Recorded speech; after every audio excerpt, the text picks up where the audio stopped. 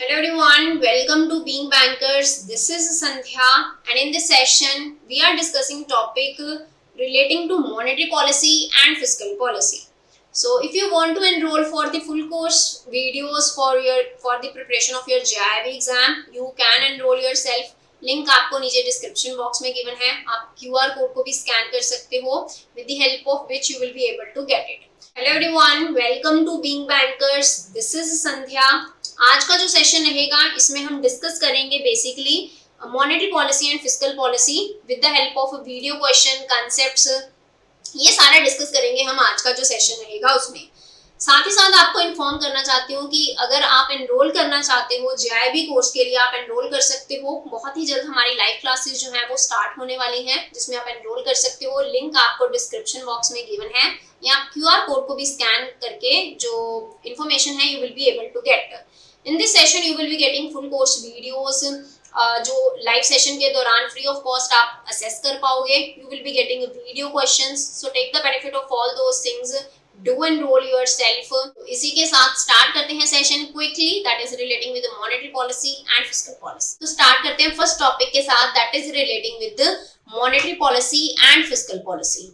तो first question is relating with what that monetary policy is formulated by whom? Securities and exchange board of India, reserve bank of India, ministry of finance, government of India या all the above. तो कौन सी option आपको correct लग रही है? Do let me no in the comment box. अगर मैं यहाँ पे सोल्यूशन की बात करूँ तो एक बार के लिए पहले डिस्कस कर लेते हैं थोड़ा सा कि monetary policy and fiscal policy basically है क्या. ठीक है, फिर आते हैं उसके बाद क्वेश्चन के ऊपर. ठीक है, अगर मैं इन जनरल सिनेरियो बात करूँ किसी भी कंट्री के लिए, तो कंट्री में बेसिकली दो जो ऑब्जेक्टिव रहते हैं, एक है आपका इन्फ्लेशन को कंट्रोल करना, दूसरा क्या रहता है? इकोनॉमिक ग्रोथ, है ना.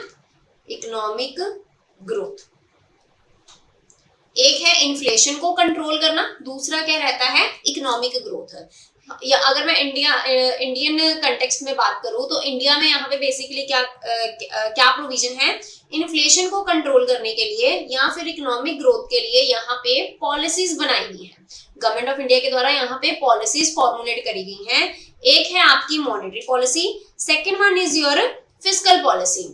इन्फ्लेशन की अगर मैं बात करूं तो इन्फ्लेशन को यहाँ पे कंट्रोल करा जाता है with the help of monetary policy. ठीक है, एंड मॉनेटरी पॉलिसी कौन फॉर्मुलेट करता है? Monetary policy is formulated bye reserve bank of India. RBI के पास ये राइट है कि वो मॉनेटरी पॉलिसी जो है वो फॉर्मुलेट करते हैं to control the inflation. Economic growth की अगर मैं बात करूं तो government of India through fiscal policy. Fiscal policy में हम देखेंगे कि गवर्नमेंट का क्या क्या एक्सपेंडिचर रहता है, क्या क्या उनके रेवेन्यू के सोर्सेज हैं. ठीक है, फिस्कल पॉलिसी में ये सारी चीजों को जो है वो या मैं बात करूं ये जो टूल्स हैं इन्हें कंसीडर करा जाता है. फिस्कल पॉलिसी जो है ये फॉर्मुलेट करती है government of India, ministry of finance के अंदर. ठीक है, तो ये जो दो पॉलिसीज हैं इन्हें आप ध्यान में रखिएगा.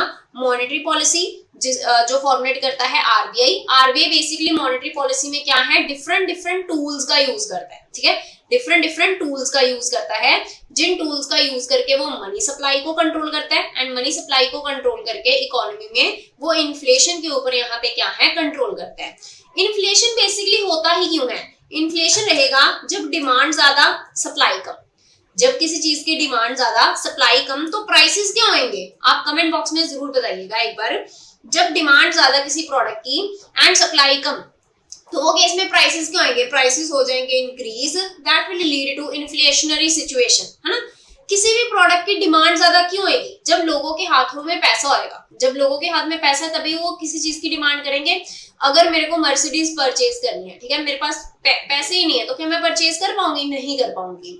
तो अगर लोगों के हाथों में पैसा ज्यादा है ना, इकोनॉमी में मनी सप्लाई क्या है? ज्यादा है, तभी लोगों की डिमांड क्या होगी? ज्यादा होगी. एंड वो डिमांड को केटर नहीं कर पा रहा है ना, प्रोडक्शन जो है वो केटर नहीं कर पा रहा, जिसकी वजह से सप्लाई क्या हुई? यहाँ पे कम हुई एंड प्राइसेस क्या हो गए? इंक्रीज हो गए. ठीक है, यही मनी सप्लाई को कंट्रोल करा जाता है with the help of tools. कौन कौन से टूल्स हैं वो? एक है हमारा क्वालिटेटिव टूल, एक है हमारा क्वांटिटेटिव टूल. इसको हम डिस्कस करेंगे लेटर ऑन, अच्छे से डिस्कस करेंगे कि क्वालिटेटिव टूल्स में कौन कौन से टूल्स हैं एंड क्वांटिटेटिव टूल्स में कौन कौन से टूल्स हैं. ठीक है, अभी के लिए सिर्फ ध्यान में रखिएगा कि RBI जो है मनी सप्लाई को कंट्रोल करता है with the help of tools quantitative and qualitative. ठीक है, तो आई होप सो कि अभी आप क्वेश्चन का आंसर कर पाओगे। Question is about what monetary policy is formulated bye whom. तो कमेंट बॉक्स में जरूर कमेंट कीजिएगा वीडियो को पॉज करके कि आपका करेक्ट आंसर क्या रहेगा। क्या securities exchange board of India, reserve bank of India, ministry of finance या गवर्नमेंट ऑफ इंडिया या ऑल द अबव, कौन सी ऑप्शन आपको करेक्ट लग रही है। अगर मैं सेबी की बात करूं तो जो आपका capital market money market regulator है वो हमारा सेबी है। मिनिस्ट्री ऑफ फाइनेंस की अगर मैं बात करूं गवर्नमेंट ऑफ इंडिया, तो जो आपका फिस्कल पॉलिसी है वो कौन फॉर्मुलेट करता है, government of India, ministry of finance. And reserve bank of India की अगर मैं बात करूं तो मॉनेटरी पॉलिसी जो है, monetary policy is formulated bye whom, it is formulated bye reserve bank of India. तो करेक्ट आंसर क्या रहेगा, ये जो क्वेश्चन है इसका करेक्ट आंसर क्या रहेगा, it's option B. I hope so the thing is clear to you. Now move on to next question. So ये हम डिस्कस कर चुके हैं कि मॉनेटरी पॉलिसी जो है ये फॉर्मुलेट करता है आरबीआई एंड फिस्कल पॉलिसी जो है that is formulated by ministry of finance. Monetary policy का मैंने आपको मीनिंग भी बता दिया कि मॉनेटरी पॉलिसी जो है ये एक प्रोसेस है जिसके जरिए मनी सप्लाई को कंट्रोल करा जाता है। इकोनॉमी में कितना मनी जो है वो घूमना चाहिए इसे कंट्रोल करा जाता है with the help of monetary policy. ठीक है, किस तरीके से करते हैं ये हम with the help of tools जो हैं ये आगे डिस्कस करेंगे। ये करते ही क्यों है, सो दैट कि ग्रोथ को मेंटेन करा जा सके, प्राइस स्टेबिलिटी जो है वो रखी जा सके, वो अचीव करी जा सके इकोनॉमी में। ठीक है, so this is about monetary policy. Now move on to next question. So next is about what is the primary objective of monetary policy. अगर मैं ऑब्जेक्टिव की बात करूं मॉनेटरी पॉलिसी की या फिस्कल पॉलिसी की, दोनों के अपने अपने ऑब्जेक्टिव्स होंगे जो इन्होंने अचीव करने हैं। कुछ कॉमन ऑब्जेक्टिव भी होंगे जो अचीव करने हैं, लेकिन एक प्राइमरी ऑब्जेक्टिव रहेगा ना कि मेन हम क्यों मॉनेटरी पॉलिसी लेके आए, मेन हम क्यों फिस्कल पॉलिसी लेके आए। तो प्राइमरी ऑब्जेक्टिव क्या है मॉनेटरी पॉलिसी का, आपसे ये पूछा गया है। हो सकता है आपको अभी जब ये आप ऑप्शंस जो है रीड आउट करो आपको लगे मोर देन वन ऑप्शन यहाँ पे क्या है करेक्ट है, लेकिन हमसे पूछा क्या गया है, take into consideration the word primary objective. ठीक है, कि की ऑब्जेक्टिव क्या है मॉनेटरी पॉलिसी को लाने के लिए, maximising government revenue, controlling inflation, reduce unemployment, reducing income inequality, regulating international trade. चाहे आपको ऑब्जेक्टिव नहीं पता मॉनेटरी पॉलिसी के, लेकिन अगर आपने फर्स्ट क्वेश्चन या जितनी मैंने अभी तक डिस्क्रिप्शन बताई है ना, अगर आपने वो अच्छे से समझी है then definitely you will be able to attempt question number second. So do let me know what is the primary objective of monetary policy, whether it is maximizing government revenue, controlling inflation, reduce unemployment, reducing income inequality, regulating international trade. So do let me know the correct answer for question number second. तो correct answer इसका क्या है, मुझे नहीं लगता किसी को कोई डाउट होएगा। correct answer क्या है, it's option B, controlling inflation. एक बार के लिए हम डिस्कस भी कर लेते हैं कि क्या क्या ऑब्जेक्टिव है मॉनेटरी पॉलिसी के, लेकिन अगर मैं करेक्ट आंसर की बात करूं आई hope so the thing is clear to you. The correct answer for question number it's option B. अच्छा एक बार के लिए डिस्कस कर लेते हैं, ठीक है, कि ऑब्जेक्टिव्स क्या क्या हैं, एक बार के लिए डिस्कस कर लेते हैं। प्राइमरी ऑब्जेक्टिव तो हमने देख लिया कि भाई इन्फ्लेशन को कंट्रोल करना क्या है, प्राइमरी ऑब्जेक्टिव है मॉनेटरी पॉलिसी का। इसके अलावा और कौन कौन से ऑब्जेक्टिव हैं, सबसे पहला प्राइस स्टेबिलिटी, कि जो इकोनॉमी है इकोनॉमी में हमने प्राइस स्टेबिलिटी को मेंटेन करके रखना है।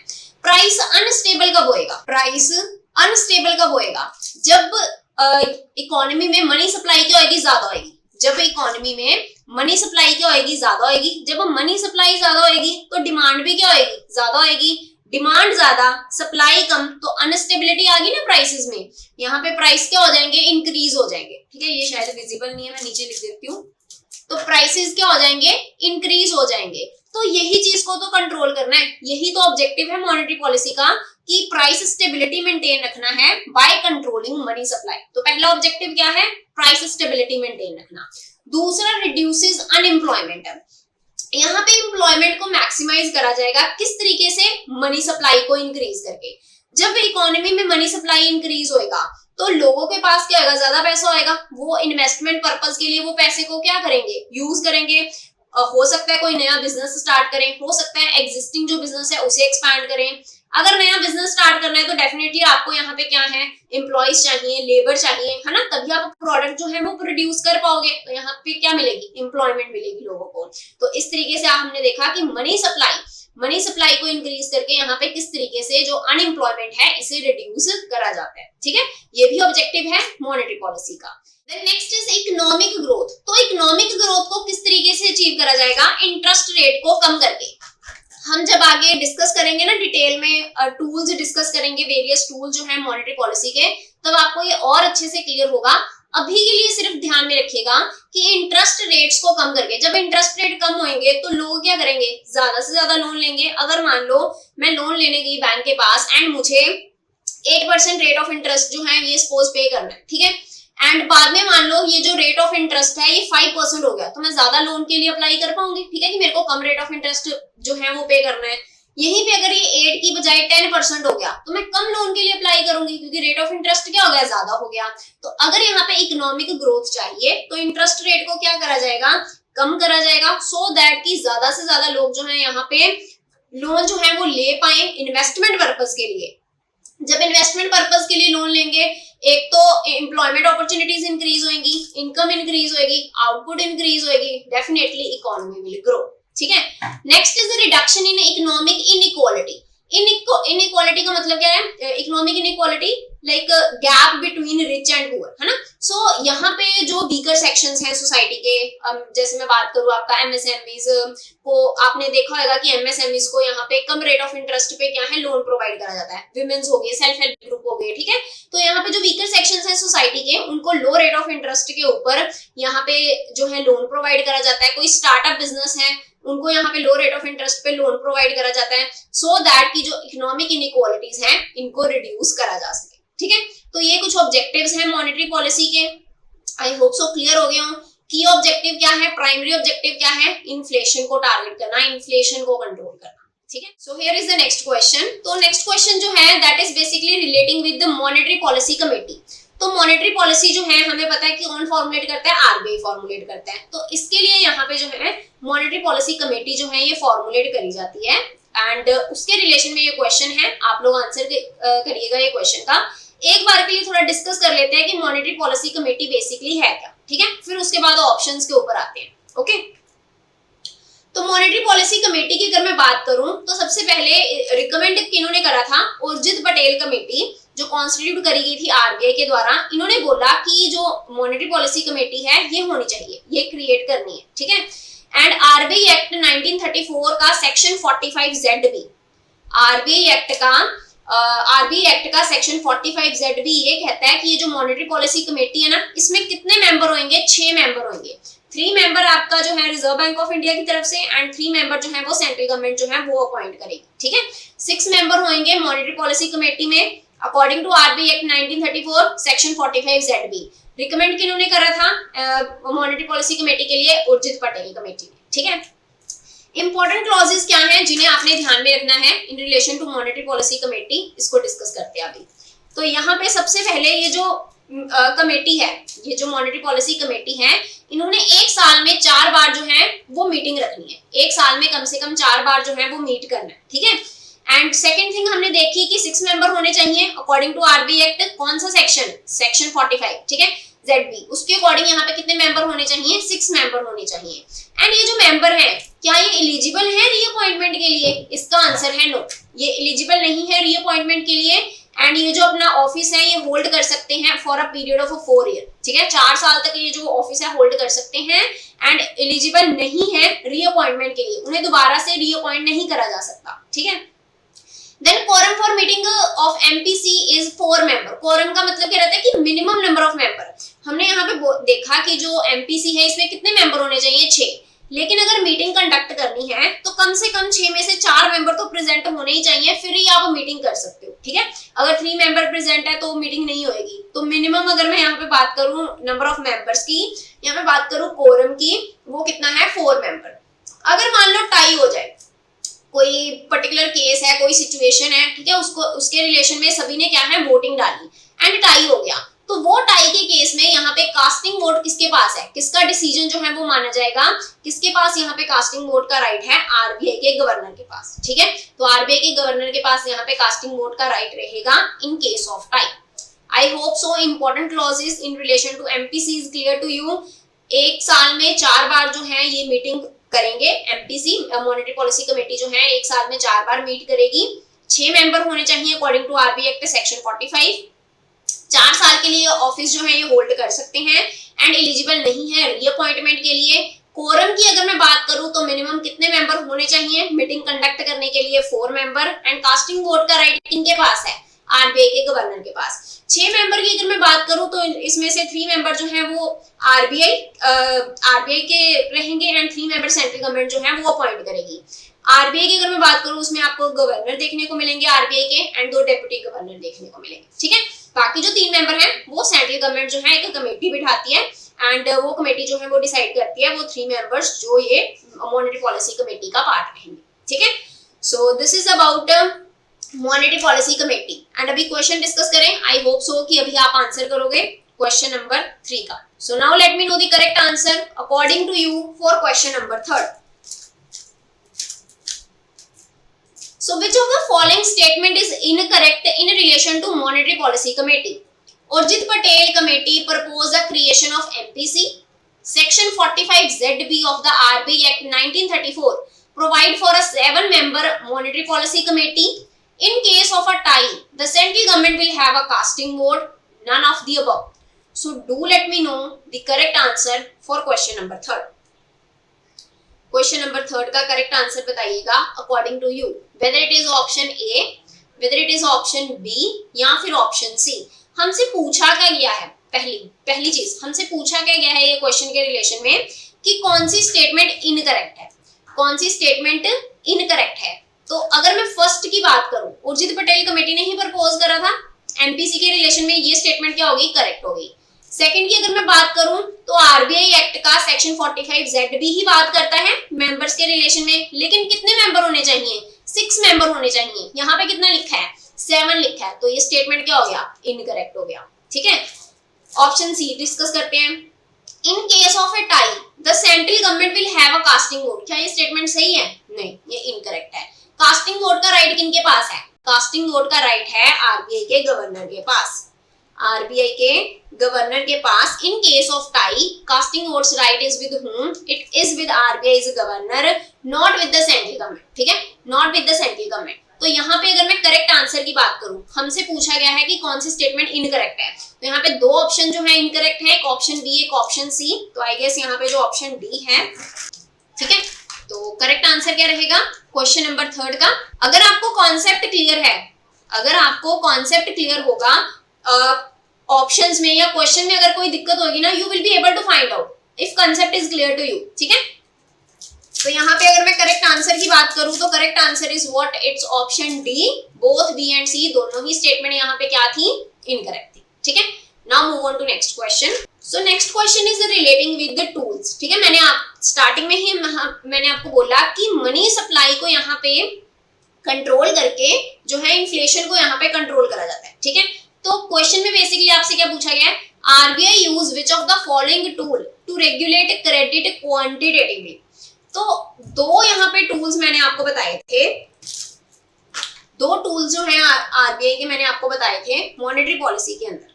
कौन कौन से, एक थे क्वांटिटेटिव टूल्स, एक थे क्वालिटेटिव टूल्स। एक है क्वांटिटेटिव टूल्स, एक है क्वालिटेटिव टूल्स। आपसे क्या पूछा गया है कि कौन सा यहाँ पे टूल जो है RBI use which of the following tool to regulate credit quantitatively. मतलब डायरेक्ट वे में अगर मैं बात करूं तो आपसे डायरेक्टली पूछा गया कि कौन सा क्वांटिटेटिव टूल है, क्या cash reserve ratio quantitative tool है, बैंक रेट क्वांटिटेटिव टूल है, open market operation quantitative tool है, मार्जिन रिक्वायरमेंट, ठीक है। तो आप अगर आपको क्लियर होगा कि भाई क्वांटिटेटिव टूल्स कौन से हैं, क्वालिटेटिव टूल्स कौन से हैं, definitely you will be able to answer the question. तो एक बार के लिए डिस्कस करते हैं कि कौन से क्वांटिटेटिव टूल्स हैं एंड कौन से क्वालिटेटिव टूल्स हैं, ठीक है। तो मॉनेटरी पॉलिसी टूल्स की अगर मैं बात करूं, मॉनेटरी पॉलिसी के अंदर जो टूल्स हमें मेनली देखने को मिलेंगे, एक है क्वांटिटेटिव टूल्स, एक है क्वालिटेटिव टूल्स। क्वांटिटेटिव टूल्स मतलब इनका फोकस किसके ऊपर होगा, क्वांटिटी के ऊपर। कितनी quantity of credit, cost of credit क्या रहेगी, क्वांटिटी ऑफ क्रेडिट क्या रहेगा, इसको किस तरीके से कंट्रोल करना है, ये हम देखेंगे अंडर क्वांटिटेटिव टूल्स, ठीक है। क्वालिटेटिव टूल्स जो क्वालिटी एस्पेक्ट के ऊपर ध्यान देंगे कि किस तरीके से हमने यूज करना है क्रेडिट को, ठीक है, क्या डायरेक्शन में यूज कर सकते हैं, किसमें नहीं कर सकते, इसके ऊपर जो कंट्रोल रहेगा वो हम देखेंगे क्वालिटेटिव टूल्स के अंदर, ठीक है। तो क्वांटिटेटिव टूल सबसे पहले डिस्कस करते हैं। क्वांटिटेटिव टूल्स की अगर मैं बात करूं, इसमें हमें सबसे पहले देखने को मिलेगा CRR, कैश रिजर्व रेशो, ठीक है। तो यहाँ पे जो लिखा है उसको हम बाद में डिस्कस करेंगे।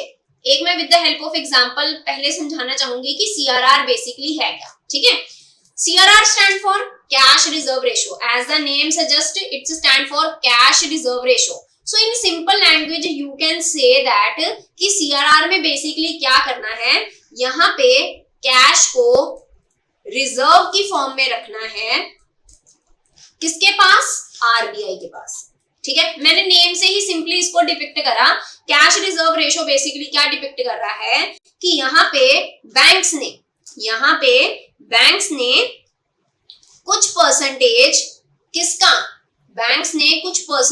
किसका, NDTL का। NDTL stand for net demand and time liabilities, ठीक है। NDTL stand for net demand and time liabilities. अगर मैं बैंक के पॉइंट ऑफ व्यू से बात करूं, एसेट एंड लाइबिलिटीज एक बार के लिए डिस्कस कर लेते हैं। अगर मैं बैंक के पॉइंट ऑफ व्यू से बात करूं तो दो चीजें आपको देखने को मिलती हैं। एक देखने को मिलता है डिपॉजिट्स, एक देखने को मिलता है एडवांसेस या लोन्स की बात कर लो, ठीक है। अगर मैं आपसे क्वेश्चन पूछूं कि डिपॉजिट्स जो हैं बैंक के लिए क्या एक्ट करेंगे, क्या डिपॉजिट्स बैंक के लिए एसेट हैं या फिर डिपॉजिट्स बैंक के लिए लाइबिलिटीज हैं, आप कमेंट बॉक्स में जरूर बताइएगा, ठीक है। Do comment in the comment box कि deposits will act as what, assets from the point of view of bank और liabilities. Same in case of loans आप बताइएगा कि लोन्स क्या एक्ट करेंगे बैंक के लिए, क्या ये एडवांसेस हैं या फिर लोन या फिर लाइबिलिटी है, ठीक है। क्या ये, सॉरी एडवांसेस नहीं, क्या ये एसेट्स हैं बैंक के लिए या फिर लोन्स हैं, ठीक है। तो अगर मैं डिपॉजिट्स की बात करूं, लोगों ने आज पैसा जमा करवाया, कभी भी निकलवा सकते हैं, है ना। अगर डिमांड लाइबिलिटी हुई, यहाँ पे सेविंग अकाउंट में पैसा जमा करवाया, करंट अकाउंट में करवाया, तो बैंक की लाइबिलिटी है, उन्होंने वो पैसा वापस करना है, ठीक है। रेकरिंग है, FD है, तो after a particular period of time bank की लाइबिलिटी उन्होंने वापस करना है। तो डिपॉजिट्स बैंक के लिए क्या एक्ट करते हैं, लाइबिलिटीज। यहीं पे अगर मैं लोन्स की बात करूं, बैंक ने आज की डेट में जो है पैसा प्रोवाइड करा है किसी पर्सन को, XYZ को, तो ये पर्सन की लाइबिलिटी है कि बैंक को वो पैसा वापस करना है जितने भी टाइम पीरियड के लिए उन्होंने वो जो पैसा है वो लिया है। तो बैंक का क्या क्रिएट हो गया, एसेट क्रिएट हो गया, है ना। तो एडवांसेस क्या एक्ट करते हैं बैंक के लिए, एसेट एक्ट कर रहे हैं। मैं यहाँ पे बात कर रही हूँ NDTL means net demand and time liabilities, मतलब मैं किसकी बात कर रही हूँ, मैं बात कर रही हूँ यहाँ पे डिपॉजिट्स की, ठीक है। तो जो यहाँ पे टाइम डिपॉजिट्स हैं, जैसे आपका FD या फिर रेकरिंग डिपॉजिट, या आपका जो डिमांड डिपॉजिट्स हैं, सेविंग अकाउंट हो गया, आपका करंट अकाउंट हो गया, ठीक है। तो जो NDTL है, net demand and time liabilities है, उसका कुछ परसेंटेज बैंक्स ने कैश की फॉर्म में रिजर्व रखना है, किसके पास, RBI के पास। ये है हमारा CRR, ठीक है। This is your CRR, cash reserve ratio. ये जो परसेंटेज है इसमें आपको पीरियोडिक बेसिस के ऊपर चेंजेस जो है देखने को मिलती हैं। आज की डेट में अगर मैं बात करूं तो इट्स 4.5%, ठीक है, इट्स 4.5%। हम यहाँ पे डिस्कस कर रहे हैं कि CRR क्या है। CRR है one of the quantitative tool, means CRR का यूज करके RBI क्या करता है, मनी सप्लाई को कंट्रोल करता है ना। RBI क्या करता है, मनी सप्लाई को कंट्रोल करता है। अभी एक बार के लिए डिस्कस करें कि कैसे कंट्रोल करता है मनी सप्लाई को, ठीक है।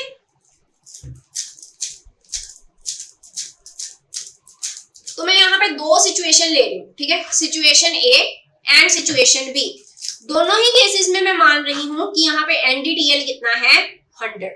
दोनों ही केसेस में मान रही हूँ NDTL कितना है, 100। मान लीजिए CRR कितना है, एक केस में मैं 4 ले रही हूँ, दूसरे केस में मैं 8 ले रही हूँ, ठीक है। इमेजिन करने को बोल रही हूँ, एक केस में 4 ले रही हूँ, दूसरे में 8 ले रही हूँ, 4%, 8%। इसका मतलब ये हुआ कि RBI के पास कितना रिजर्व रखना है, CRR क्या है, NDTL का कुछ परसेंटेज RBI के पास से रिजर्व रखना है ना। तो इसका मतलब क्या हुआ, 100 का 4 रुपीज मैंने RBI के पास से रिजर्व रखने हैं पहली सिचुएशन में, 8 रुपीज मैंने RBI के पास से रिजर्व रखने हैं दूसरी सिचुएशन में।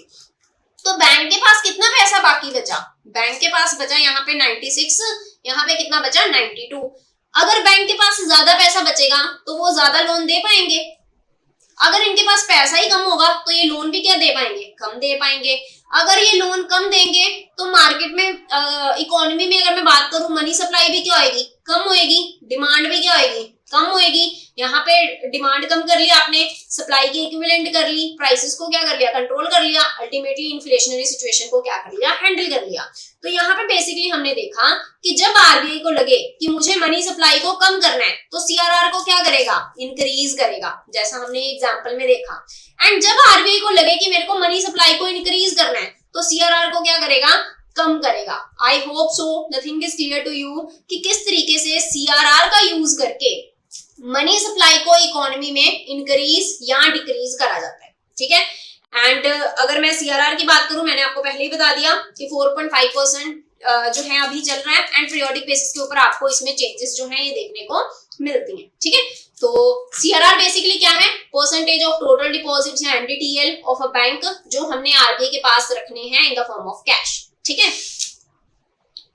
एंड ये मैंडेटेड है अंडर आरबीआई एक्ट, कौन सा सेक्शन, सेक्शन 42, कौन सा सेक्शन, सेक्शन 42 के तहत ये मैंडेटरी है कि ये जो है हमने परसेंटेज जो है रखना ही है आरबीआई के पास।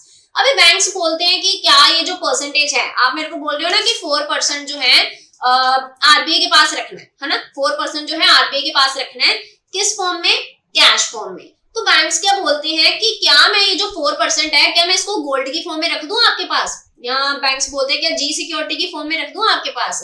तो आरबीआई कहते हैं कि भाई नाम क्या है, CRR, cash reserve ratio, means cash की फॉर्म में ही रखना है, ठीक है। तो ये जो परसेंटेज है सीआरआर, हमने कुछ परसेंटेज एनडीटीएल का कैश की फॉर्म में किसके पास रखना है, आरबीआई के पास। अभी रखना ही क्यों है ना, नेक्स्ट क्वेश्चन अगर मैं बात करूं क्या राइज होएगा कि रखना ही क्यों है, इन case of emergency situation. For example एक हाइपोथेटिकल एग्जांपल लेते हैं, जैसे मान लो कि कोई कस्टमर है, इसका अकाउंट है, मान लो मेरा ही अकाउंट है, लेट्स से मेरा ही अकाउंट है, एसबीआई के पास सपोज मेरा अकाउंट है एंड मेरे अकाउंट में जो है लेट्स से 1 करोड़ रुपीस पड़ा है, ऐसा पड़ा नहीं है, ठीक है। लेट्स से कि 1 करोड़ रुपीस जो है मेरा एसबीआई में जो मेरा अकाउंट है उसमें पड़ा है एंड कोई र्यूमर सा आया कि भाई एसबीआई बैंक जो है ना वो बर्बाद होने वाला है, ठीक है। ऐसा र्यूमर्स आया तो मैं क्या करूंगी, जाऊंगी फटाफट अपना कैश विड्रॉ करवाऊंगी। ऐसे ही बहुत सारे कस्टमर होंगे जिनका जो बैलेंस है वो पड़ा होगा, वो भी जाएंगे फटाफट अपना बैलेंस निकलवाएंगे।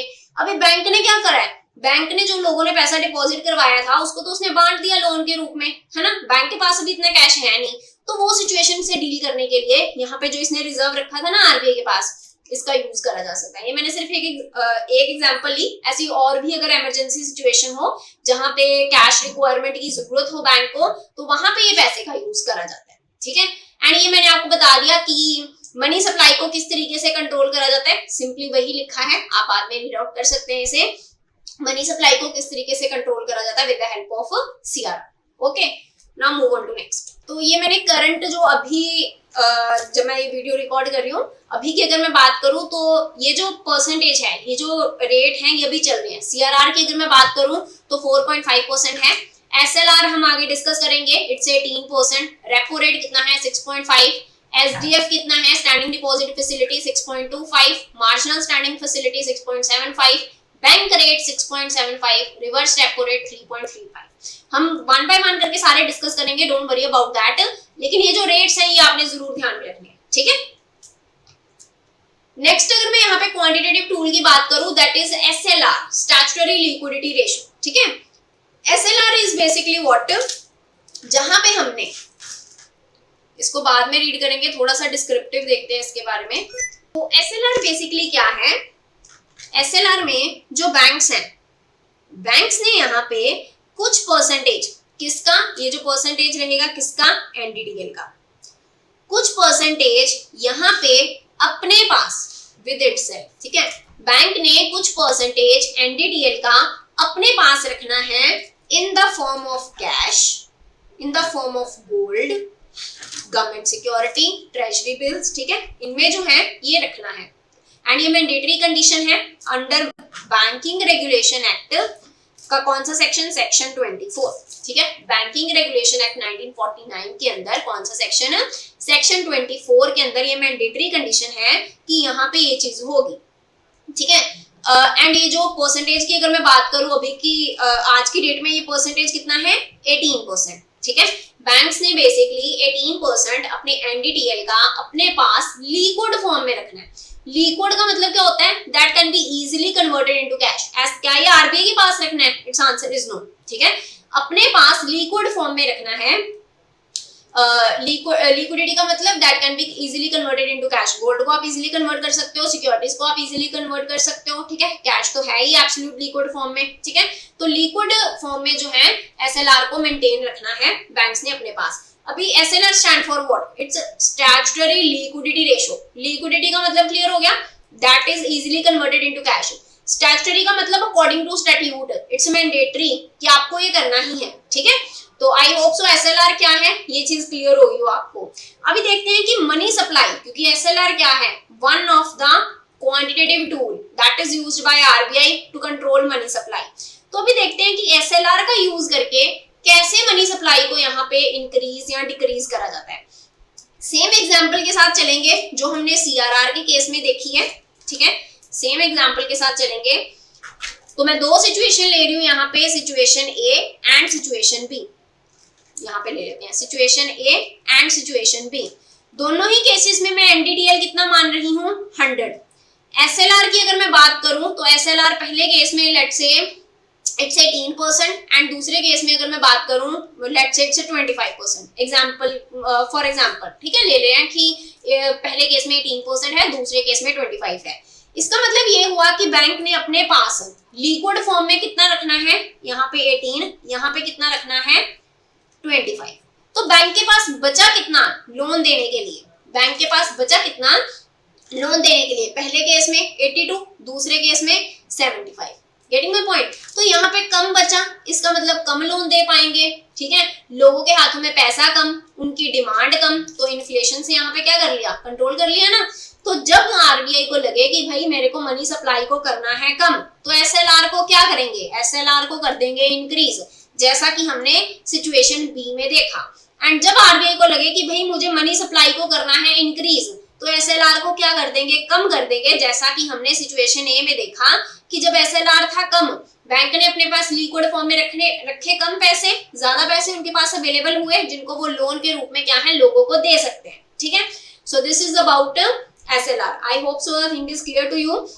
कोई मिनिमम, अगर मैं मिनिमम या मैक्सिमम रिक्वायरमेंट की बात करूं तो सीआरआर के केस में कोई मिनिमम मैक्सिमम रिक्वायरमेंट नहीं है। सीआरआर के केस में कोई मिनिमम या मैक्सिमम रिक्वायरमेंट नहीं है, लेकिन एसएलआर की अगर मैं बात करूं तो मिनिमम तो कोई रिक्वायरमेंट नहीं है, लेकिन मैक्सिमम 40% से ज्यादा नहीं हो सकता। जैसे अभी ये 18 है ना, 40% से ज्यादा एसएलआर नहीं हो सकता। मिनिमम ऐसा कोई रिक्वायरमेंट नहीं है, लेकिन सीआरआर के केस में ना मिनिमम की है ना मैक्सिमम की है। ठीक है, एंड एक और पॉइंट कर लेते हैं। सीआरआर में अगर मैं बात करूं तो यहाँ पे कुछ डिपॉजिट जो है, अपना जो पैसा जो है आरबीआई के पास हम रख रहे हैं, क्या आरबीआई वो पैसे के ऊपर इंटरेस्ट देगा? कोई इंटरेस्ट नहीं देगा। ठीक है, कोई प्रॉफिट नहीं है आपको सीआरआर के केस में, लेकिन एसएलआर के केस में है। आपने गोल्ड में इन्वेस्ट करा है, मान लो आज गोल्ड के प्राइस है 18, कल को आपने 18% रखना है ना, मान लो आज जब आपने गोल्ड परचेज करा उसका प्राइस है 18, कल को हो जाए 25, तो गैप आपने अर्न ही करा ना।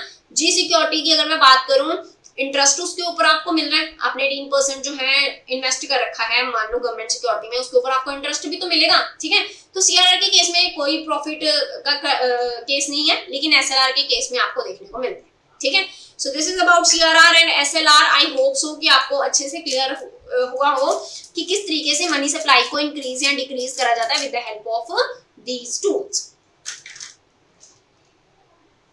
तो डिस्क्रिप्शन में बेसिकली यही लिखा है जो मैंने आपको बताया कि कैश, गोल्ड या एसएलआर सिक्योरिटीज जो है गवर्नमेंट अप्रूव सिक्योरिटीज में जो है, ये फॉर्म में बैंक ने अपने पास जो है एक परसेंटेज मेंटेन करके रखना है एनडीटीएल का, that is basically known as SLR. ठीक है, and section 24 subsection 2A banking regulation act 1949 के अंदर ये मैंडेटरी है कि हमने ऐसा करना ही करना है। सीआरआर का कौन सा सेक्शन था, जल्दी से जल्दी कमेंट बॉक्स में बताइएगा। क्या आपको ध्यान में है कि सीआरआर जो है ये मेंटेन करके रखनी है, कौन सा सेक्शन था? क्या वो बैंकिंग रेगुलेशन एक्ट का सेक्शन था? नहीं, वो आरबीआई एक्ट का सेक्शन था। कौन सा? सेक्शन 42। ठीक है, इसका ही ऑपोजिट है, ये है सेक्शन 24, इसको ही ऑपोजिट कर दिया 42। ठीक है, तो एसएलआर की अगर मैं बात करूं, ये बैंकिंग रेगुलेशन एक्ट में है सेक्शन 24, एंड सीआरआर की अगर मैं बात करूं, ये आरबीआई एक्ट में है सेक्शन 42। ठीक है, now move on to next. तो 1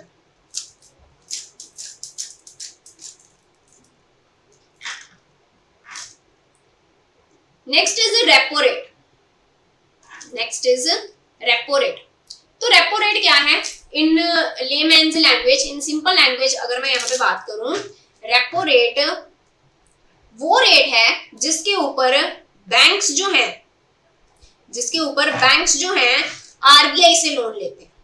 ठीक है, रेपो रेट बेसिकली वो रेट है जिसके ऊपर बैंक जो है आरबीआई से क्या लेते हैं, लोन लेते हैं, इन सिंपल लैंग्वेज। ठीक है, इन सिंपल लैंग्वेज। अभी आरबीआई जब लोन देगा तो डेफिनेटली यहाँ पे क्या कहेगा कि भाई मेरे पास कुछ लिखवाओ एज अ सिक्योरिटी जो है, एज अ कोलैटरल सिक्योरिटी जो है मेरे पास कुछ लिखवाइए।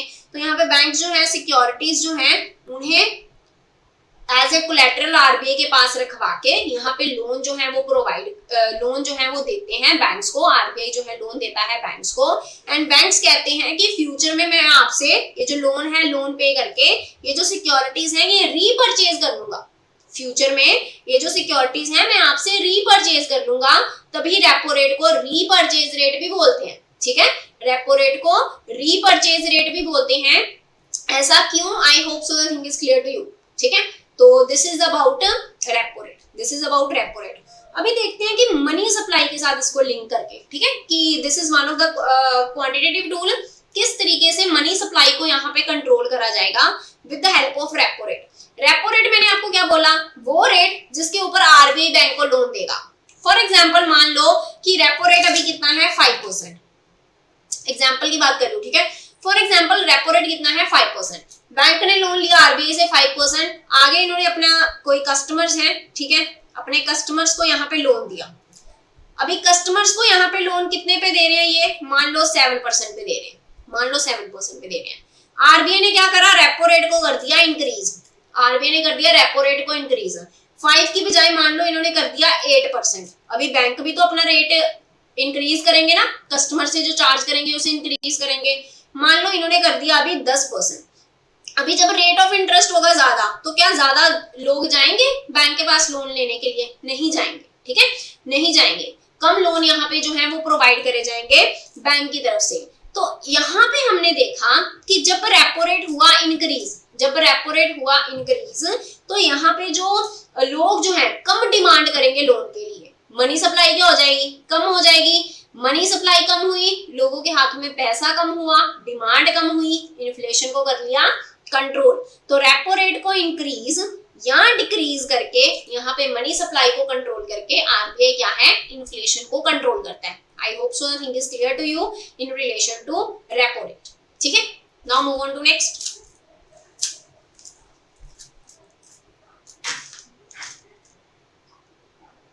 Next is about reverse repo rate, है ना।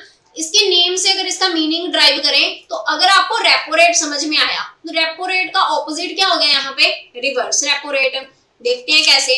रेपो रेट में मैंने आपको क्या बोला था कि वो वाला रेट, रेपो रेट क्या है, वो वाला रेट जिसके ऊपर बैंक जो है आरबीआई से लोन लेते हैं, है ना। बैंक जो है आरबीआई से लोन लेते हैं वो कहलाता है आपका रेपो रेट। तो रिवर्स रेपो रेट का उल्टा हो गया, मतलब वो वाला rate, reverse repo rate basically क्या हुआ, वो रेट जिसके ऊपर आरबीआई बैंक से लोन लेता है, जिसके ऊपर आरबीआई बैंक से लोन लेता है वो कहलाता है आपका reverse repo rate in layman's language, है ना। फिर नेक्स्ट क्वेश्चन आपके दिमाग में आएगा कि भाई आरबीआई तो है बैंकर्स बैंक, है ना, ये तो लोन प्रोवाइड करता है बैंक्स को, इसको लोन की क्या जरूरत पड़ेगी। यू आर राइट, है ना। ऐसा कुछ नहीं है कि बैंक्स को लोन की रिक्वायरमेंट रहती है, आरबीआई को, सॉरी बैंक्स को नहीं, आरबीआई को लोन की रिक्वायरमेंट रहती है एंड बैंक से जो है ये जो लोन है ये लेते हैं। ऐसा नहीं है, सिंपल आपको समझाने के लिए मैंने ये एग्जांपल के साथ आपको समझाया, लेकिन बेसिकली यहाँ पे क्या रहता है, बैंक जो है अपना एक्सेस कैश, बैंक जो है अपना एक्सेस कैश आरबीआई के पास पार्क करके उसके ऊपर इंटरेस्ट जो है वो अर्न करते हैं। ठीक है, बैंक्स जो है अपना एक्सेस कैश आरबीआई के पास पार्क करके उस पे इंटरेस्ट अर्न करते हैं। इसको एक और एग्जांपल के साथ समझते हैं। जैसे मान लो कि 2 पर्सन है, ठीक है, एक ये पर्सन है, ये है फादर, ये कौन है, फादर, एंड इनका बेटा है ये, ठीक है, इनका बेटा है ये, एंड ये जो पर्सन है ना, इसका जो बेटा है ये बहुत ड्रिंक करता है, पर्सन जो है ये बहुत ड्रिंक करता है, लेट्स से कि ये रोज जो है 3 बॉटल्स जो हैं, ठीक है, इन्होंने ये जो है ये ड्रिंक करना ही करना है। तो इसके फादर ने क्या बोला, इसका फादर ड्रिंक नहीं करता, ठीक है, इसका फादर जो है वो ड्रिंक नहीं करता, लेकिन इसने अपने बेटे को बोला कि भाई ये जो 3 बॉटल्स है ना ये तो मेरे को दे, ठीक है, चाहे ये नहीं ड्रिंक करता लेकिन अपने पास रखेगा, ठीक है, अपना जो बेटा है अपने बेटे को बैड हैबिट से सपोज बचाने के लिए, है ना, इन्होंने क्या करा, इन्होंने बोला कि ये जो 3 बॉटल्स है ना तू मेरे को दे दे, मेरे पास रख दे, ठीक है। अभी इसको रिवर्स रेपो रेट के साथ लिंक करके देखो कैसे। ये जो फादर है, ये फादर मान लो कौन है, आरबीआई, ये फादर मान लो कौन है, आरबीआई, एंड ये जो सन है, ये सन मान लो है पीएनबी, ये सन मान लो है पीएनबी। अभी पीएनबी के पास एक्सेस कैश है, पीएनबी के पास एक्सेस कैश है, एक्सेस कैश है, तो ये क्या कर रहा है, ये लोन के रूप में दे ही जा रहा है लोगों को, लोन ले जाओ, लोन ले जाओ, है ना, लोन के रूप में दी जा रहा है लोगों को, जिसकी वजह से क्या हो गया, मनी सप्लाई क्या होगी, ज्यादा होगी, डिमांड ज्यादा होगी, सप्लाई कम होगी, एंड यहाँ पे प्राइसेस क्या हो गए, इंक्रीज हो गए, इन्फ्लेशन देखने को मिला, है ना। तो आरबीआई ने क्या बोला, आरबीआई ने बोला कि भाई जो तेरे पास ये एक्सेस कैश है ना ये तू मेरे को दे दे, आरबीआई ने बोला कि ये जो तेरे पास एक्सेस कैश पड़ा है ना ये तो मेरे को दे दे, एंड इसके ऊपर मैं तेरे को क्या दूंगा, इंटरेस्ट दूंगा, इकोनॉमी भी तो स्टेबल रखनी है ना, तो इसके ऊपर मैं तुझे क्या दूंगा, इंटरेस्ट दूंगा। तो इस तरीके से यहाँ पे जो इकोनॉमी में मनी सप्लाई है, इकोनॉमी में जो मनी सप्लाई है उसे कंट्रोल करा जाता है आरबीआई के द्वारा with the help of reverse repo rate. जब आरबीआई को लगे कि भाई मेरे को मनी सप्लाई को करना है कम, मेरे को मनी सप्लाई को करना है यहाँ पे कम, तो ये इंटरेस्ट को क्या कर देंगे, इंक्रीज कर देंगे, सो दैट कि बैंक्स को यहाँ पे क्या हो कि मैं ज्यादा से ज्यादा पैसा आरबीआई को दूं एंड उसके ऊपर मेरे को ज्यादा से ज्यादा इंटरेस्ट मिलेगा, ठीक है। एंड जब आरबीआई को लगे कि मेरे को मनी सप्लाई को करना है यहाँ पे इंक्रीज, है ना, मनी सप्लाई को सॉरी यहाँ पे करना है मेरे को इंक्रीज, इकोनॉमी में इंक्रीज करना है, तो इंटरेस्ट को कम कर देंगे सो दैट कि बैंक से डीमोटिवेट हो मेरे पास पैसा रखने के लिए एंड लोन के रूप में यहाँ पे लोगों को दे, ठीक है। तो ये I hope so concept clear हो गया हो आपको रिवर्स रेपो रेट का।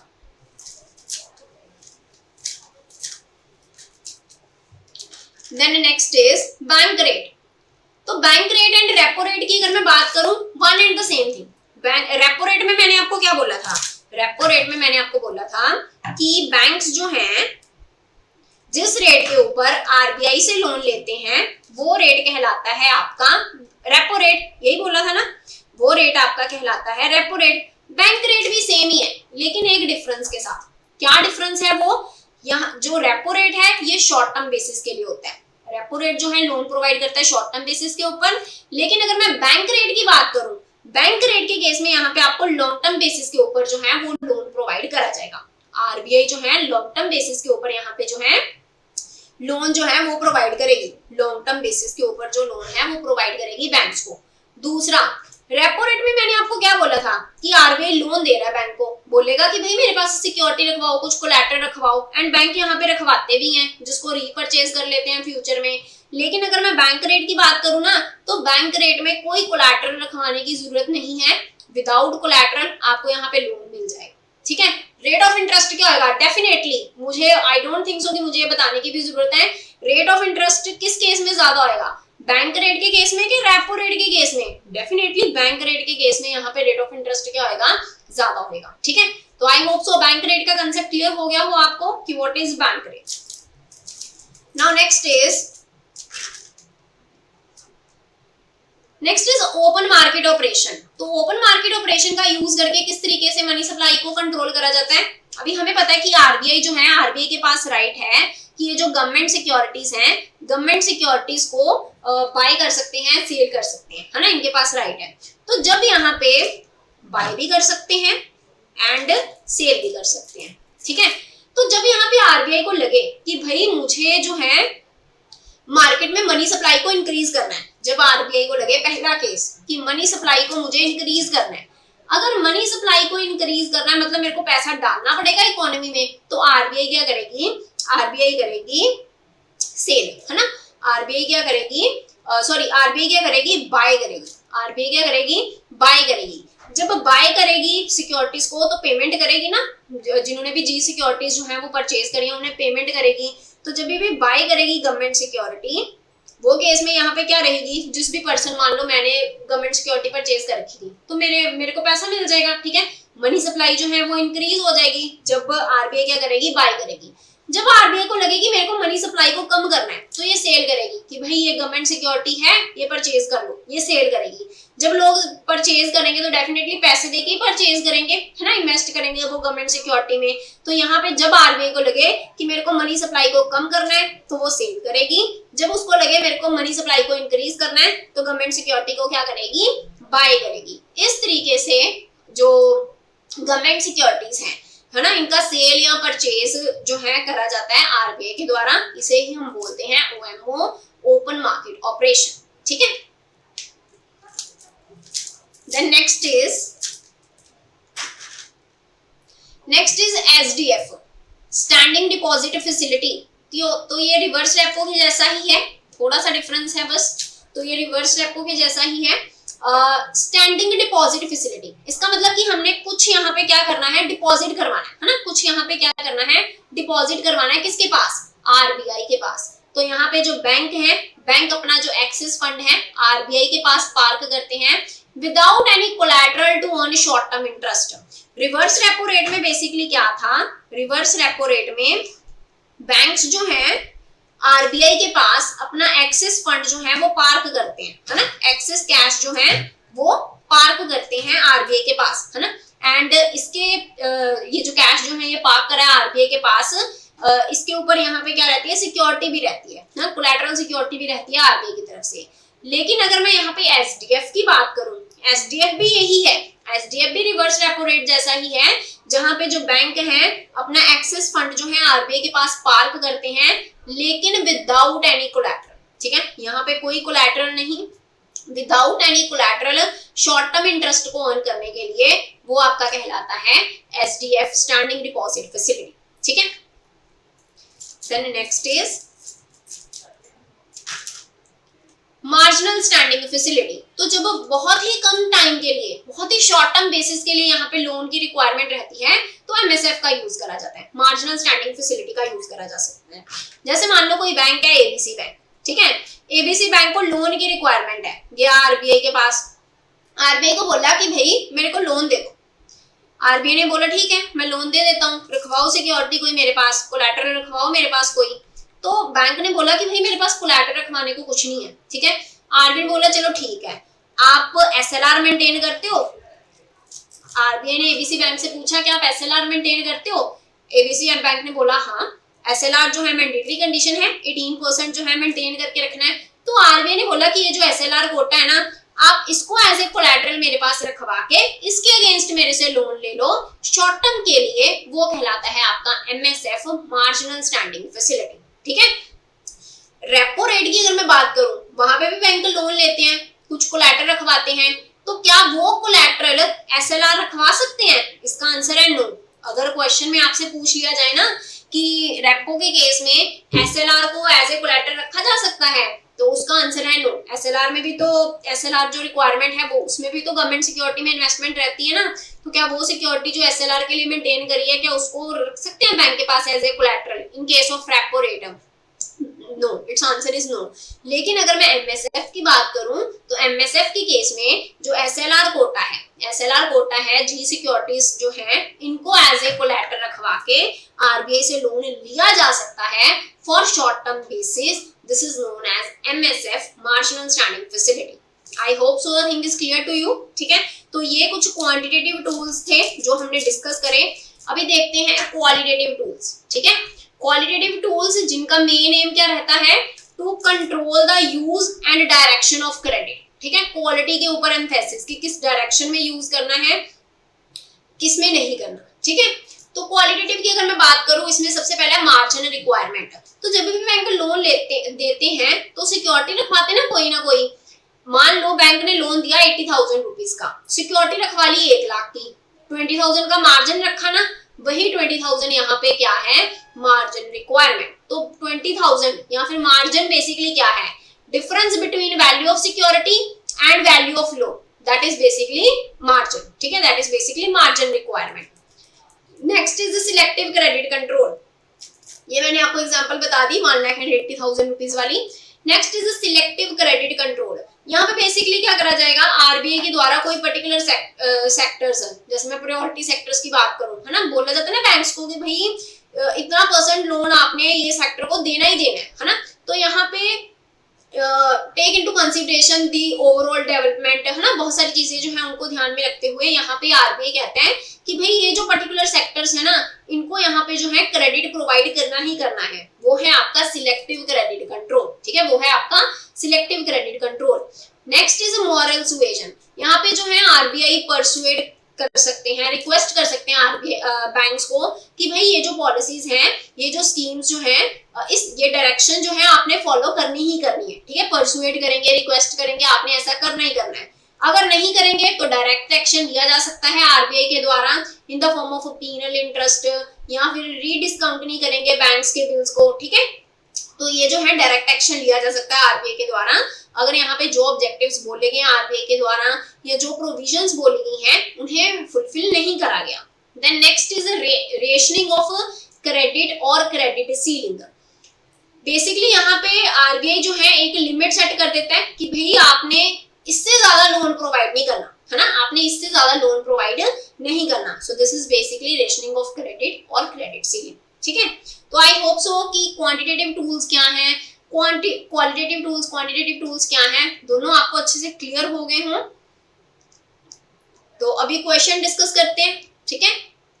सो here is the question, the RBI use which of the following tools to regulate credit quantitatively, ठीक है, तो क्वांटिटेटिव मतलब आपसे क्वालिटेटिव टूल पूछा गया डायरेक्टली, तो कैश रिजर्व रेशो क्या क्वालिटेटिव टूल है, सॉरी क्वांटिटेटिव टूल है, यस, कैश रिजर्व रेशो हमने देखा कि क्वांटिटेटिव टूल है, बैंक रेट भी क्वांटिटेटिव टूल है, ओपन मार्केट ऑपरेशन भी क्वांटिटेटिव है, लेकिन मार्जिन रिक्वायरमेंट की अगर मैं बात करूं, मोरल सुएजन की बात करूं, सिलेक्टिव क्रेडिट कंट्रोल की बात करूं, डायरेक्ट एक्शन की बात करूं, क्रेडिट सीलिंग की बात करूं, ये आपके क्वालिटेटिव टूल्स हैं। तो यहाँ पे करेक्ट आंसर क्या रहेगा, फर्स्ट, सेकंड एंड थर्ड, क्योंकि हमसे क्रेडिट क्वांटिटेटिवली पूछा गया, तो correct answer is what, it's option C.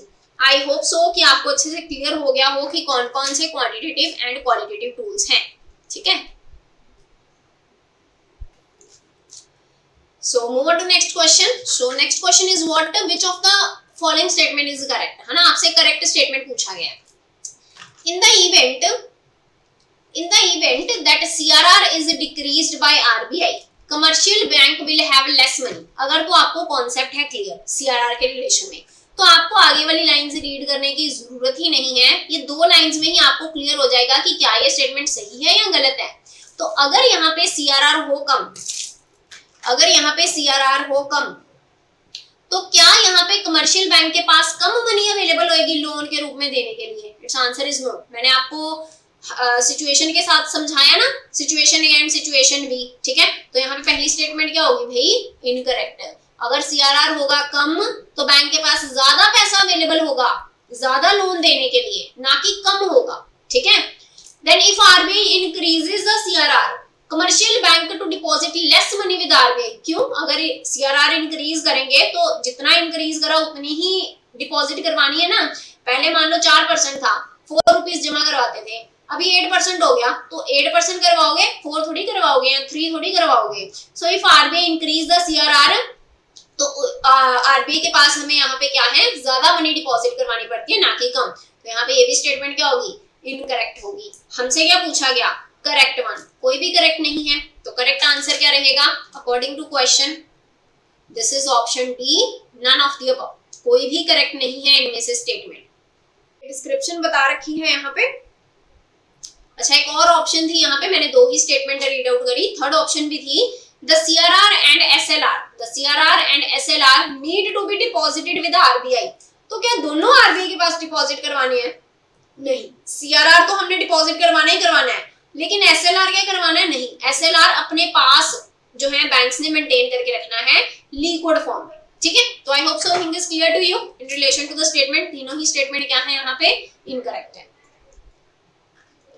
Then next is find out the incorrect statement in relation to expansionary monetary policy। तो यहाँ पे पहले डिस्कस कर लेते हैं कि expansionary monetary policy बेसिकली है क्या, ठीक है। तो दो तरीके की हमें पॉलिसी देखने को मिलती है, एक एक्सपेंशनरी, एक कॉन्ट्रैक्शनरी। इसके नेम में ही इसका मीनिंग छुपा हुआ है। एक्सपेंशनरी मॉनेटरी पॉलिसी का मतलब कि जहां पे हम यहाँ पे एफर्ट्स करेंगे to increase the money supply, है ना, एक्सपैंड करने के लिए। कॉन्ट्रैक्शनरी का मतलब to contract the money supply, ठीक है। इस तरीके से वर्ड्स के साथ रिलेट करके आप ध्यान में रखोगे तो भूलेगा नहीं। तो एक्सपेंशनरी को हम अकोमोडेटिव मॉनेटरी पॉलिसी भी बोलते हैं। मेन ऑब्जेक्टिव क्या है इसका, मनी सप्लाई को इंक्रीज करना। किस तरीके से इंक्रीज करेंगे, अगर इंटरेस्ट रेट कर दिए कम, ठीक है, रेपो रेट हो गया कम, तो आरबीआई के पास, आरबीआई भी क्या करेगा, ज्यादा से ज्यादा, सॉरी आरबीआई बोल रही हूँ, रेपो रेट हो गया अगर कम, तो आरबीआई से कम रेट पे यहाँ पे बैंकों को लोन मिलेगा, बैंक भी आगे कम रेट के ऊपर प्रोवाइड करेंगे, है ना। तो इंटरेस्ट रेट को कम करने से, या रिजर्व रिक्वायरमेंट है जैसे सीआरआर एसएलआर, उसको कम करने से, यहाँ जब आरबीआई परचेज करती है गवर्नमेंट सिक्योरिटी तो लोगों को पैसा देगी। इस तरीके से मनी सप्लाई को क्या करा जा सकता है, इंक्रीज करा जा सकता है। कॉन्ट्रैक्शनरी की अगर मैं बात करूं, इसका ऑपोजिट, इंटरेस्ट रेट को बढ़ा दो, रिजर्व रिक्वायरमेंट को बढ़ा दो, सेल करने लग जाओ गवर्नमेंट सिक्योरिटीज की, तो इस तरीके से मनी सप्लाई को क्या करा जा सकता है, कम करा जा सकता है। तो आई होप सो दोनों क्लियर हो गई हो कि कॉन्ट्रैक्शनरी मॉनेटरी पॉलिसी क्या है एंड एक्सपेंशनरी क्या है। तो question is basically what it is relating with expansionary monetary policy, and आपसे पूछा गया है इनकरेक्ट स्टेटमेंट। ध्यान से देखिएगा, करेक्ट वन नहीं पूछा गया, इनकरेक्ट पूछा गया है। क्या इसको अकोमोडेटिव मॉनेटरी पॉलिसी बोलते हैं, increasing the reserve requirement for bank, decreasing interest rate, purchasing government security by central bank. तो कौन सी स्टेटमेंट इनकरेक्ट है in relation to expansionary monetary policy, तो इसको अकोमोडेटिव मॉनेटरी पॉलिसी बोलते हैं। The statement is correct. Increasing the reserve requirement, तो अगर आपने रिजर्व रिक्वायरमेंट इंक्रीज कर दिया, सीआरआर 4 की बजाय 8 कर दिया, एसएलआर 18 की बजाय 25 कर दिया, तो क्या यहाँ पे मनी सप्लाई को इंक्रीज कर पाओगे, नहीं, मनी सप्लाई क्या होगी, कम हो जाएगी फिर। तो ये स्टेटमेंट क्या होगी, इनकरेक्ट होगी in relation to expansionary monetary policy. Decreasing the interest rate, आपने रेपो रेट, बैंक रेट, है ना, इनको यहाँ पे कम कर दिया तो मनी सप्लाई इंक्रीज हो जाएगी। परचेज कर रहे हो गवर्नमेंट सिक्योरिटीज, है ना, आरबीआई जो है परचेज कर रहा है गवर्नमेंट सिक्योरिटीज, मनी सप्लाई क्या होगी, इंक्रीज होगी। तो दोनों ही स्टेटमेंट क्या है, यहाँ पे करेक्ट है। आपसे पूछा क्या गया था, इनकरेक्ट, तो करेक्ट आंसर क्या रहेगा from question point of view for question number 6, it is option B. So here is the next question, which of the following statement is correct if there is increase in repo rate. तो अगर आपको repo rate का concept clear है तो आप within a second ये question का answer कर लो, ठीक है। तो रेपो रेट की अगर यहाँ पे इंक्रीज हो, रेपो रेट अगर यहाँ पे इंक्रीज हो तो वो केस में कौन सी स्टेटमेंट करेक्ट है, increase the cost of borrowing and lending of the bank, decrease the cost of lending to bank. तो अगर रेपो रेट होगा ज्यादा तो यहाँ पे जो कॉस्ट ऑफ बोरोइंग है वो भी तो इंक्रीज होगी ना, है ना। बैंक्स की अगर मैं बात करूं, रेपो रेट हो गया ज्यादा तो ज्यादा रेट ऑफ इंटरेस्ट के ऊपर उनको लोन मिल रहा है, कॉस्ट ऑफ बोरोइंग क्या होगी, इंक्रीज होगी, कम तो नहीं हुई, इंक्रीज होगी। तो यहाँ पे करेक्ट आंसर क्या रहा क्वेश्चन 7 का, इट्स ऑप्शन ए। पहली स्टेटमेंट यहाँ पे क्या है, करेक्ट है, ठीक है। कॉस्ट ऑफ लैंडिंग यहाँ पे कम नहीं होगी, डेफिनेटली अगर आपने ज्यादा पे बोरो करा है लोन तो ज्यादा पे ही लेंड करोगे आगे फर्दर कस्टमर को। अगर बैंक्स ने ज्यादा रेट पे बोरो करा है तो फर्दर लेंड भी तो ज्यादा रेट पे ही करेंगे, ठीक है। ऐसा तो नहीं कि आरबीआई से ले लिया 10% पे लोन एंड कस्टमर्स को दे रहे हैं 4% पे, डेफिनेटली 10 से ज्यादा पे ही देंगे, ठीक है। तो increase the cost of borrowing and lending of the bank if there is increase in repo rate. So correct answer is what? It's option A, only one. The following statement is correct if there is an increase in SLR. तो concept हम पढ़ चुके हैं, ठीक है। Concept अभी हमने पढ़ लिया, अभी आपने अप्लाई करना है कि क्या आपको समझ में आया कॉन्सेप्ट। तो अगर SLR इंक्रीज हो तो आपने बताना है कौन सी स्टेटमेंट करेक्ट है। पहली statement, commercial bank are left with less money to lend to the customer, thus the effect is reduced money supply in the economy. तो अगर यहाँ पे SLR जो है वो इंक्रीज हो जाए, है ना, 18 की बजाय हो जाए 25, तो यहाँ पे जो कमर्शियल बैंक है उनके पास कम मनी डेफिनेटली अवेलेबल होएगी जिसको वो लेंड करेंगे। ये स्टेटमेंट क्या है, करेक्ट है। ये स्टेटमेंट क्या है, करेक्ट है। सेकंड क्या है, the commercial bank are left with more money to lend to the customer. अगर भी SLR हो गया ज्यादा, पहले था मान लो 18, अब हो गया 25, तो किस केस में यहाँ पे बैंक के पास ज्यादा होएगा, किस केस में यहाँ पे बैंक के पास जो है केस में बैंक के पास भी ज्यादा पैसा होगा डेफिनेटली, जब एसएलआर यहाँ पे है 18%, गेटिंग माय पॉइंट। जब एसएलआर है यहाँ पे ज्यादा, जब एसएलआर है यहाँ पे ज्यादा, तो बैंक के पास कम पैसा अवेलेबल होगा ना कि ज्यादा, ठीक है। तो ये स्टेटमेंट क्या होगी, गलत होगी। Commercial bank left with more money, it's incorrect in case of increase in SLR. तो करेक्ट आंसर क्या रहेगा क्वेश्चन नंबर 8 के लिए, it's option A statement. If SLR is increased, RBI increase the SLR, banks के पास क्या होगी, कम money available होगी, ठीक है। अगर कम होगा एसएलआर, डिक्रीज्ड एसएलआर होगा अगर कम, तो वो बैंक्स के पास ज्यादा मनी होगी लोन के रूप में ज्यादा देने के, ठीक है। Then next question is about fiscal policy. So which organization is responsible of formulating fiscal policy of India? तो फिस्कल पॉलिसी फॉर्मुलेट करने के लिए यहाँ पे फॉर्मुलेट बेसिकली कौन करता है, सेबी करता है, आईआरडीए करता है, आरबीआई या ministry of finance and government of India. तो स्टार्टिंग ऑफ द सेशन में ही हमने डिस्कस करा था कि जो आपका फिस्कल पॉलिसी है वो कौन फॉर्मुलेट करता है, ministry of finance government of India, ठीक है। Ministry of finance, sorry option C पे टिक हो गया, it's option D ministry of finance government of India, ठीक है। तो correct answer is what, it's option. Fiscal policy मैंने आपको बताया कि फिस्कल पॉलिसी जो है ये फॉर्मुलेट करता है ministry of finance. Fiscal policy के अंदर होता क्या है, फिस्कल पॉलिसी में बेसिकली जो गवर्नमेंट है किस तरीके से अपना जो रेवेन्यू है उसको यूज करेगी, किस तरीके से जो अपना एक्सपेंडिचर है, कहाँ कहाँ उन्होंने एक्सपेंडिचर जो है करना है, सो दैट कि production, employment, ultimately national income जो है उसे इंक्रीज करा जा सके। ये ऑब्जेक्टिव रहता है यहाँ पे फिस्कल पॉलिसी का। तो यहाँ पे हमने जो दो टर्म्स हैं वो देखने को मिली, एक तो एक्सपेंडिचर, एक रेवेन्यू। एक्सपेंडिचर की अगर मैं बात करूँ इंफ्रास्ट्रक्चर के ऊपर, डिफेंस के ऊपर, रोड्स के ऊपर, वेलफेयर के ऊपर, है ना, जो गवर्नमेंट है वो खर्चा करती है ना, इससे क्या है इकोनॉमी स्टिमुलेट करती है ना, इससे क्या है इकोनॉमी को स्टिमुलेट करा जा सकता है। दूसरी तरफ है टैक्सेशन। टैक्सेशन की अगर मैं यहाँ पे बात करूँ तो गवर्नमेंट जो है आपको पता है कि टैक्स जो है वो कलेक्ट करती है। अगर टैक्सेस को इंक्रीज करा जाए गवर्नमेंट की तरफ से तो यहाँ पे मनी सप्लाई क्या हो जाएगी, कम हो जाएगी, लोगों के पास कम पैसा जो है वो बचेगा जिसको वो यूज कर पाएंगे अपने जो भी एक्सपेंसेस उन्होंने करने हैं उसके ऊपर, है ना। डिमांड क्या होगी उनकी डेफिनेटली इफेक्ट होगी अगर टैक्स जो है वो इंक्रीज करे जाएंगे गवर्नमेंट की तरफ से। तो ये जो टूल्स हैं इनका यूज करा जाता है फिस्कल पॉलिसी के अंदर इकोनॉमिक ग्रोथ अचीव करने के लिए, एम्प्लॉयमेंट जो है फुल एम्प्लॉयमेंट के लिए यहाँ पे ये जो टूल्स हैं इनका यूज करा जाता है, ठीक है। Now next is question number 10। So bank can pledge their SLR quota G security for this borrowing, repo rate as a collateral security. क्या ये स्टेटमेंट ट्रू है या फॉल्स है?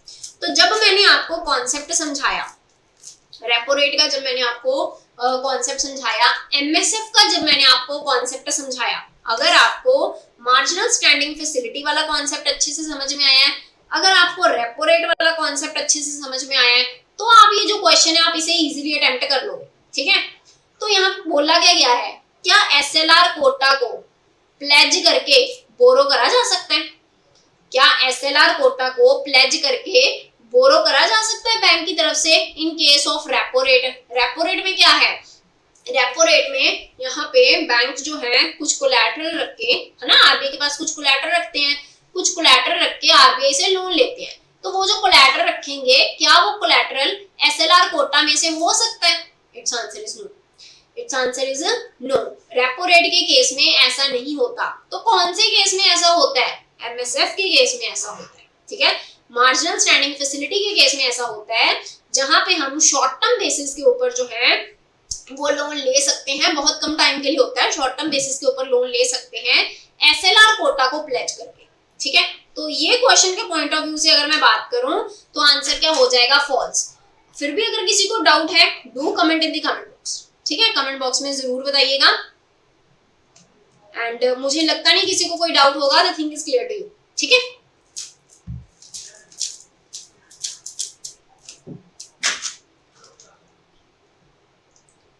Okay, so bank cannot pledge SLR quota G security for borrowing repo rate as a collateral security। MSF की case में ऐसा हो सकता है, ठीक है।